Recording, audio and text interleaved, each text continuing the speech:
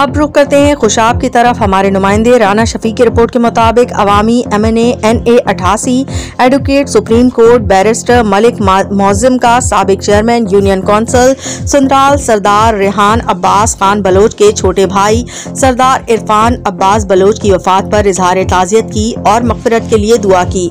हमरा मलिक अली रजा छीना, Malik Khalid Amir Kalasi, advocate high court Malik Farooq Iqbal Kalu, chief supporter Rana Mohammad Shafiq Lakko, Rana Parvez Lakko, Malik Sakhawat Tangra Lakko Thal. देखते रहिए ERY न्यूज़ राना शफीक के साथ, हर लम्हा बाखबर।